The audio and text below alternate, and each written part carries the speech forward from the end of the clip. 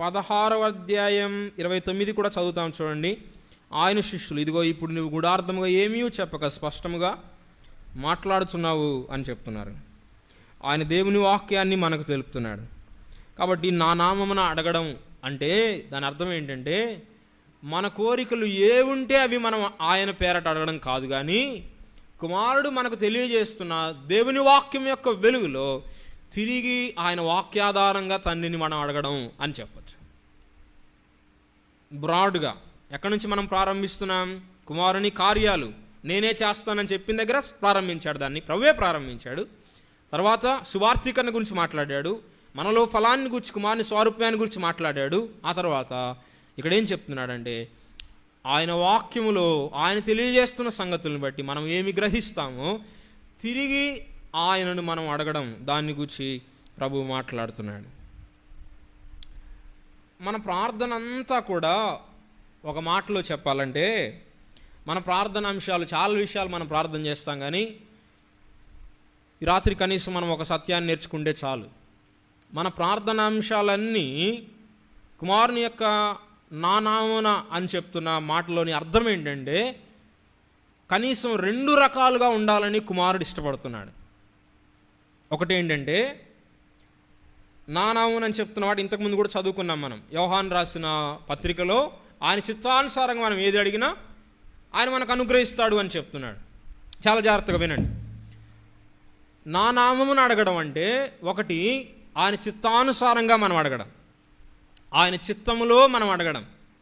ఆయన చిత్తము తన వాక్యంలో బయలుపరచబడింది. వాక్యములో బయలుపరచబడిన విషయాలకు అనుగుణంగా మనం ఏది అడిగినా ఆయన నామములో అడిగితే తండ్రి దాన్ని అనుగ్రహిస్తాడు.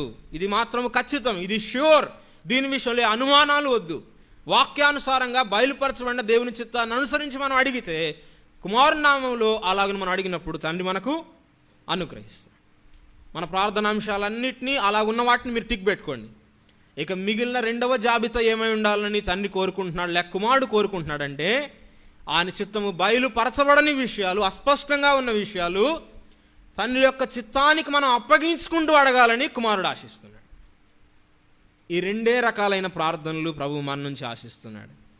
మిడిల్ గ్రౌండ్ ఏమి లేదు, మూడోది లేదు. దేవుని వాక్యంలో ప్రభు కొన్ని సత్యాలను బయలుపరుస్తున్నాడు, వ్యక్తిగతంగా మనకు తన చిత్తాన్ని బయలుపరుస్తాడు. ఆ ప్రకారం మనం అడిగితే ప్రభు ఇస్తాడు. ఇక బయలుపరచబడని విషయాలు, అస్పష్టమైన విషయాలు, మన స్వాధీనంలో లేని విషయాలన్నీ ప్రార్థనలో ఆయన చిత్తానికి మనం అప్పగించుకోవాలనేది కుమారుని యొక్క ప్రగాఢమైన వాంఛ. ఆయన నామం ఆయన ఎందుకు మనకిస్తున్నాడు? ఆ రకంగా మనం అడగడానికి కుమారుడు మనకిస్తున్నాడు.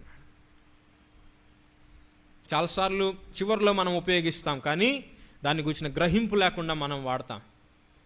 మన ప్రార్థనలో ఎంతో జాబితా మనం పెట్టి చివరిలో ఆయన నామాన్ని దానికి జోడిస్తున్నాం. ఈ మధ్య ఒక ప్రార్థన మనకు వచ్చింది ఏంటంటే, మా కులంలోనే పెళ్లి కావాలని ఏం చేయాలా?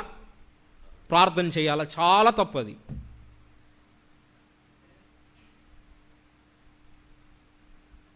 యేసుప్రభు నామంలో ప్రార్థన చేయొద్దు, దయచేసి చేయొద్దు మీరు ఎవరు కూడా. ఇటువంటి మనవులు చేస్తున్నప్పుడు కుమారుని నామాన్ని జోడించొద్దు. ఆయన నామం ఎంత ఘనమైనది, ఎంత పరిశుద్ధమైనది, ఎంత ఉన్నతమైనది. ఆయన నామములో అడగడం అంటే, మరొక రకంగా చెప్పాలంటే, చాలా స్పష్టంగా దాన్ని ఖచ్చితంగా ఇస్తాడని ఎందుకు అంత షూర్గా చెప్తున్నాడంటే, కుమారుడు అడిగినట్టే ఉండాలి ఆ మనవి. కుమారుడు అడిగినట్టే ఉండాలి. దాన్ని తప్పకుండా తండ్రి అనుగ్రహిస్తాడు. నా నామని అడగండి, మీకు ఇస్తాడు. చాలా తేలికైన ఉదాహరణ మనం విన్నది. ఏమని? చిన్నవాడిని అనుకోండి, మా నాన్ని ఏదో తొందర చేశాను, చిల్లర ఇవ్వమన్నాను, ఇవ్వలేదు. నా పేరు చెప్పి అడుగురా, తీసుకోరా, వెళ్ళి షాప్కి అన్నాడు. వెళ్తా ఉన్నాను, బజార్లో ఎవరో ఒక వ్యక్తి ఆపాడు. ఎక్కడికి వెళ్తున్నావురా అన్నాడు. షాప్కి వెళ్తున్నానన్నా, మా నాన్న తెచ్చుకోమన్నాడు, చాక్లెట్లు బిస్కెట్లు అని చెప్పాను. అరే నాకు కూడా ఒక సిగరెట్ తేరా, నా దగ్గర కూడా డబ్బులు లేవన్నాడు. మీ నాన్న ఖాతాలో రాయిచ్చరా అన్నాడు. వెళ్తా ఉన్నాను, వెళ్ళాను, అక్కడ అడిగాను, అన్నా పలాని చివరిలో ఒక సిగరెట్ బాక్స్ కూడా ఇవ్వన్నాను. షాప్ అతను ఏం చేస్తాడు? నేను ఇవ్వను, మీ నాన్న అడగడు, ఎవరిదో ఇది, నీకైతే ఇవ్వను అని చెప్తాడు కదా. ఆయన చిత్తానికి అనుగుణంగా లేని విషయాలన్నీ అటువంటి విషయాలే. స్వంత చిత్తానికి అప్పగించుకొని మనం వెళ్తున్నప్పుడు మనం అలాగే వెళ్ళొచ్చు, ఇబ్బంది ఏం లేదు. ప్రభు బలవంతం చేయట్లా, మీరు ప్రార్థన చేయండి, మీరు అడగండి ఇస్తాను అని నేను ఇవ్వను, మీరు అడగద్దు అని చెప్తున్నాడు ఒక మాటలో. యాకోబు పత్రికలో చదువుతా, మీరు అడిగిన మీ భోగం నిమిత్తం అడుగుతున్నారు, దురుద్దేశాలతో అడుగుతున్నారు కదా.